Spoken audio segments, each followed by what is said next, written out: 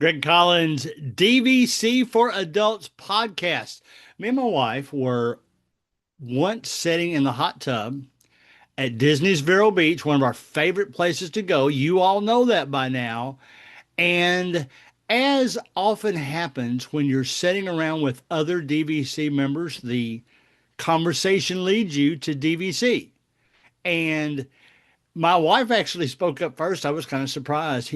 One of the guys said, what do you own? How many points do you have? And then we mentioned that we bought resale. So he said, so you all can never go on a Disney cruise. Well, today we're going to talk about how he's right and more importantly, how he's wrong. So we're going to compare some numbers, and there are things you can do with your DVC points that you know from the title already what this is about, that I'm going to discourage you from doing. Some of you will do it anyway out of convenience, even though you will see hopefully that it's not a good use of your points. You got your points to stay in resorts, and that's where the biggest values are going to come. But I'm going to share my screen for you all.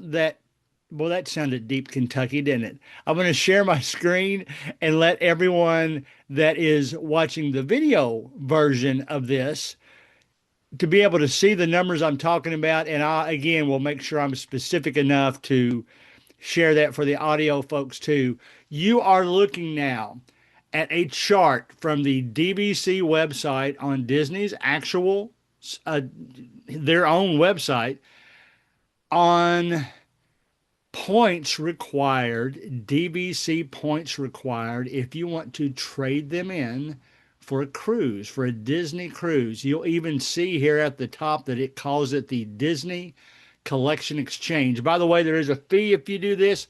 I think it's $500 at one time it was. It might have gone up this year. I didn't check that, but either way, that's $500 you could spend in better places. So let's check out what the gentleman was saying. We're going to scroll down until I get to a balcony. I call it a balcony. They call it a veranda. I am going to go with, let's look up here. There's a reason I go to the 5A. There are several different categories of that. I'll say the same thing. Deluxe ocean view stateroom with a veranda. And you'll notice you have 2, 4, 6 different choices of that. Even, and then there's family verandas too. But I chose 5A because that's on deck 10. That's the higher up you are, the more points that will be required. And you will see, let me first scroll up and read something to you. This is right here, reservation points per person based on double occupancy. So if there's 2 people in a room and we're going to go to category 5A, you will see that it is 198 points per person.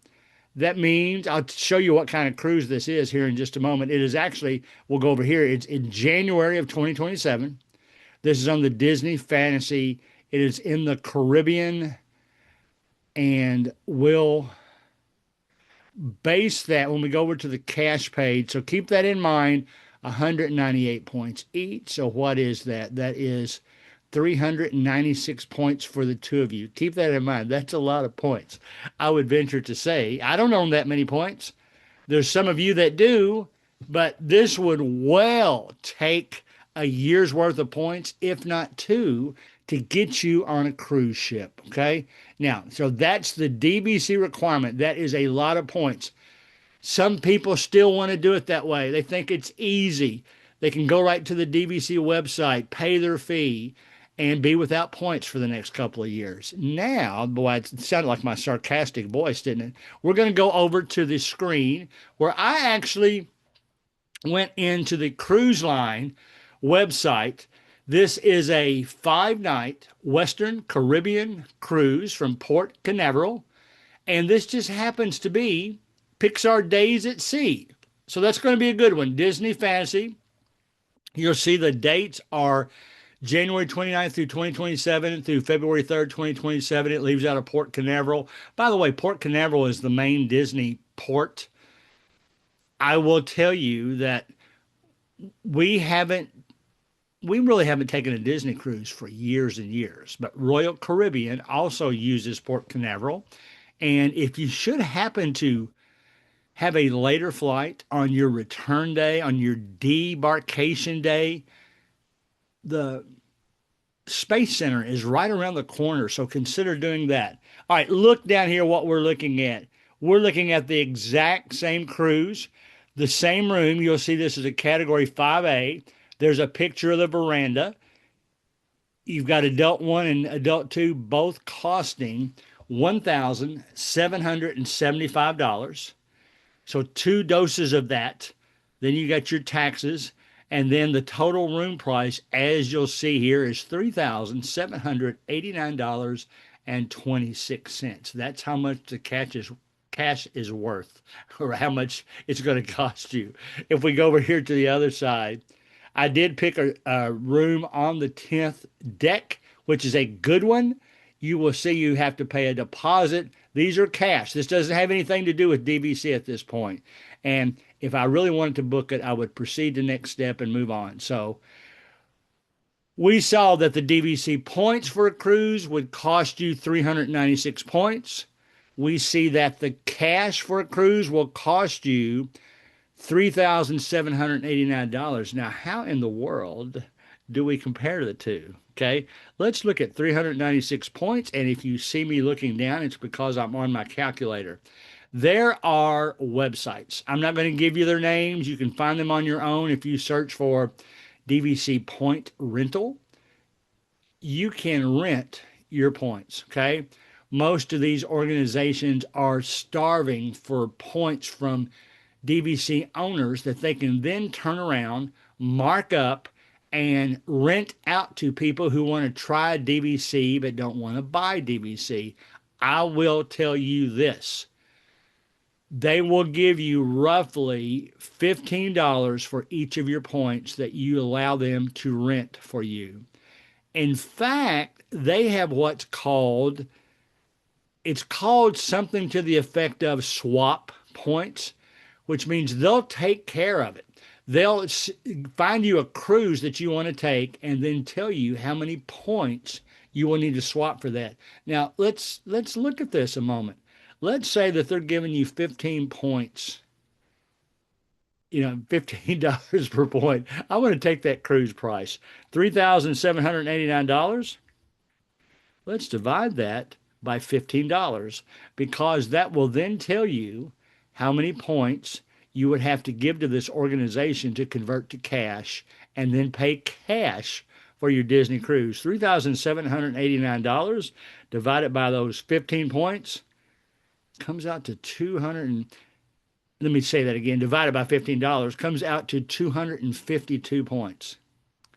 252 compared to the 396 that you were going to give to DVC to use your points for a cruise.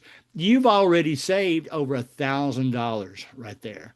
You would only have to convert about 252 your points to get that same cruise by going to these organizations, renting your points, and instead of using them through DVC, take the cash and book your cruise that way. I hope that didn't sound too confusing.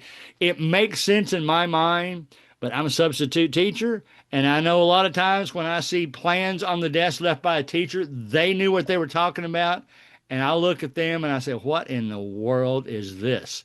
That happens sometimes. But my point is this. The best use of your DVC points are for DVC resorts, whether that be Walt Disney World, whether that be Disneyland, Aulani in Hawaii, our favorites, Vero Beach, Hilton Head, all that good stuff. That's what they were intended to be. When you start using the points themselves to do other things, well, then you're not going to get quite as good a value. So I shared that with the guy in the hot tub. I said, you're right. I can't use my resale points to get a Disney cruise. They're restricted. Only points that you bought directly from Disney at perhaps $215 a point can be used for that. Not the $77 per point points that I bought, even though I can use those same points now, rent them, pay cash for a cruise, and save thousands of dollars. I told him that. He was a little bit surprised. All he had heard was the Disney Direct speech that they gave him when he bought them, how many different things he could do with them, how he can convert them to other things, and that's where he left it. So that's it for today. I just wanted you to know that anytime you're going to use your DVC points for something other than a DVC resort, it's going to cost you a little bit more. You might have some convenience. You might still do it. You might think it's smoother. People can't believe that we book our excursions through the cruise line. It just gives us peace of mind, even though they're much more expensive than finding the excursions on our own when we get there. So that's it. Use your DVC points for DVC. You'll get a better value that way. And I'll see you on the next show.